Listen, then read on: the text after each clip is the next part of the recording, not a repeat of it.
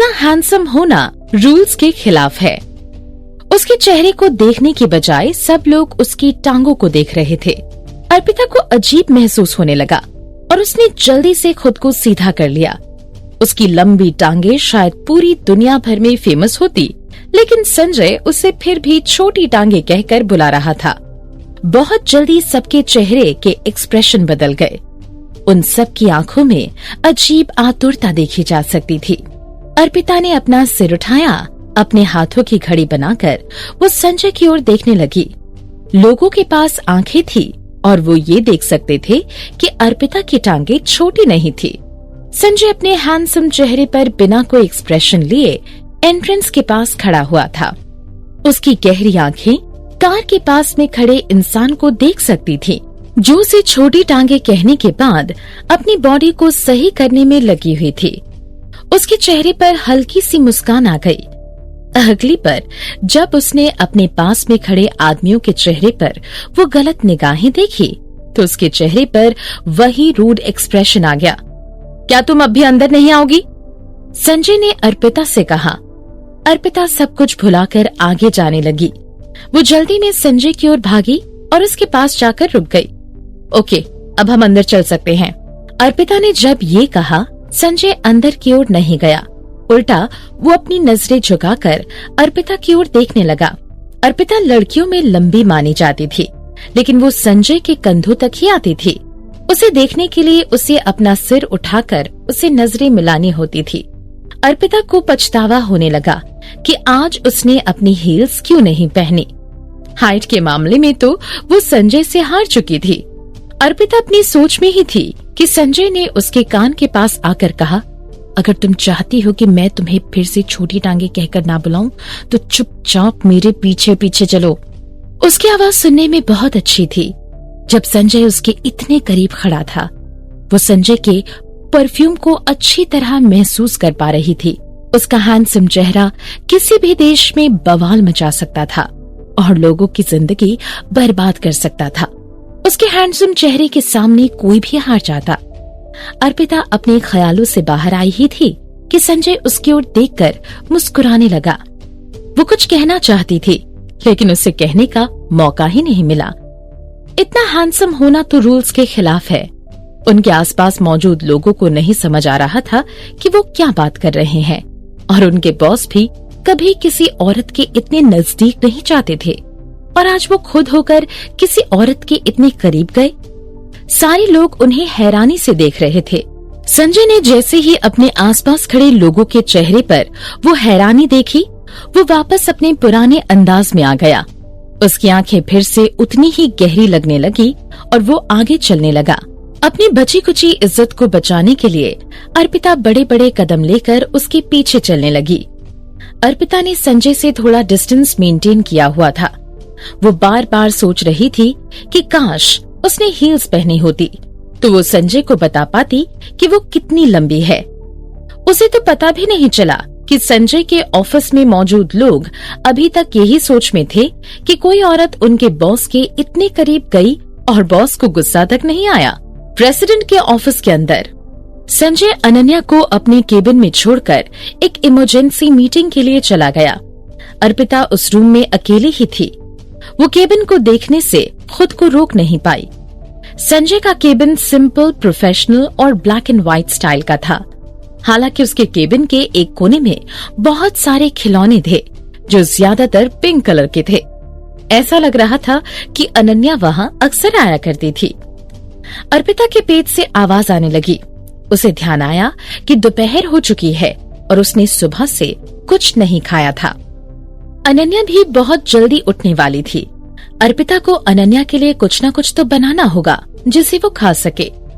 अर्पिता अपने बैग से अपना फोन निकालकर बाहर जाने लगी ताकि वो खाने का ऑर्डर कर सके। तभी उसने देखा कि संजय का असिस्टेंट हाथ में 2 बैग लिए आ रहा था। अर्पिता सरप्राइज होकर उसे पूछने लगी, ये क्या है? बॉस ने मुझे कुछ फ्रेश सब्जियां लाने के लिए कहा था। उन्होंने कहा कि आज आप अनन्या और उनके लिए खाना बनाएंगी। अर्पिता नौकर की बात सुनकर हैरान थी। नौकर ने अपनी बात पूरी करके उन सब्जियों को किचन में ले जाकर रख दिया। संजय के ऑफिस का किचन काफी साफ था और एक किचन में लगने वाली सारी चीजें मौजूद थीं। तो वो सच में चाहता था कि अर्पिता उसके लिए खाना बनाए। अगर आपको किसी और चीज की जरूरत हो तो प्लीज मुझे बताइए। असिस्टेंट किचन में सब्जियां रखकर जाने लगा। अर्पिता अब तक खामोश थी। एक्सक्यूज मी, क्या आपके बॉस को कोई गलतफहमी हुई है?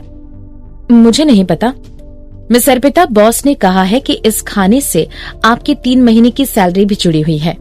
इससे पहले कि अर्पिता असिस्टेंट को बता पाती कि उसे खाना बनाना नहीं आता, असिस्टेंट उसे रोकते हुए कहने लगा। असिस्टेंट की बात सुनते ही अर्पिता ने अपना मुंह बंद कर लिया। उसके चेहरे पर एक अजीब सी स्माइल आ गई। अपने होंठ चबाते हुए उसने मुश्किल से जवाब देने के लिए अपना मुंह खोला। ठीक है, मैं अभी बना देती हूँ। असिस्टेंट ने अर्पिता को सब कुछ समझाकर वहाँ से चला गया। असिस्टेंट के जाने के बाद अर्पिता तो जैसे मुसीबत में पड़ गई थी। वो किचन में रखी सब्जियों की तरफ देख रही थी। उसे ऐसा लग रहा था मानो कोई एग्जाम हो जिसके लिए उसने पढ़ा ना हो। क्या उसे हार मान लेनी चाहिए कि उसे खाना बनाना नहीं आता? हालांकि बात उसकी 3 महीने की सैलरी की थी। अगर अब उसे जादू भी सीखना पड़े तो वो सीखेगी, लेकिन खाना तो बना कर रहेगी। क्या करे आइडिया, वो खाना ऑर्डर करके अपनी प्लेट में परोस कर दे सकती है। कितनी समझदार हूँ मैं। अर्पिता किचन से बाहर जाकर अपना मोबाइल फोन लेने लगी, लेकिन उसने देखा कि केबिन के दरवाजे के पास असिस्टेंट चौकीदार की तरह नजर गड़ाए खड़ा है। अर्पिता अपने रास्ते में ही रुक गई। इससे पहले कि वो कुछ कह पाती, असिस्टेंट से याद दिलाते हुए कहने लगा, बॉस ने मुझे तुम्हारा ध्यान रखने के लिए कहा है जब तक तुम्हारा खाना बनाकर नहीं हो जाता। अर्पिता हैरान थी। उसका खाना ऑर्डर करने का आइडिया तो बर्बाद हो चुका था। अर्पिता को अजीब सी फीलिंग होने लगी। उसने अपने फोन को वापस अपने बैग में रख दिया और संजय को कोसने लगी। वो एक नर्स थी, ना कि नैनी। वो क्यों खाना बनाए उसके लिए? हालांकि उसके मन में 3 महीने की सैलरी के ख्याल भी आ रहे थे। बिल्कुल नहीं, अर्पिता अपने 3 महीने की सैलरी को कुछ भी करके हासिल करेगी। वो हार नहीं मान सकती। अर्पिता गहरी सांस लेकर वापस किचन में चली गई। कुछ ही देर बाद किचन से बर्तनों की आवाजें आने लगी। मीटिंग हॉल के अंदर जिंदगी में पहली बार बीच मीटिंग में संजय अपने ख्यालों में खोया हुआ था। वो बार बार अपनी घड़ी की ओर देखे जा रहा था। खाने का वक्त होने आया था। क्या अर्पिता ने खाना बना लिया होगा? पहली बार जो इंसान हमेशा बड़े बड़े शेफ द्वारा बनाई हुई डिशेस को खाता था, आज एक सिंपल से खाने का इंतजार कर रहा था। वो तो ये सोच रहा था कि अब अर्पिता उसे क्या सरप्राइज देगी। उसे याद आया कि अर्पिता ने किस तरह सिर्फ एक डायमंड क्लिप को देखकर बता दिया था कि उस पर लगे डायमंड नकली थे। फिर जब उसने दादी माँ के बर्थडे के बाद जो अमेजिंग पियानो परफॉर्मेंस दिया, पर फिर संजय के साथ इतने अच्छे से डांस किया, संजय से अब उसकी अगली सरप्राइज के लिए रुका नहीं जा रहा था। मिस्टर संजय। संजय का मैनेजर जो मीटिंग हॉल में रिपोर्ट बता रहा था, उसने संजय को 2-3 बार पुकारा, लेकिन संजय ने कोई रिस्पॉन्स नहीं दिया। संजय का मैनेजर दंग रह गया था। क्या आज आसमान से उसके बॉस पर बिजली गिरी है? संजय कभी भी किसी मीटिंग के दौरान इतना खोया हुआ नहीं रहा था।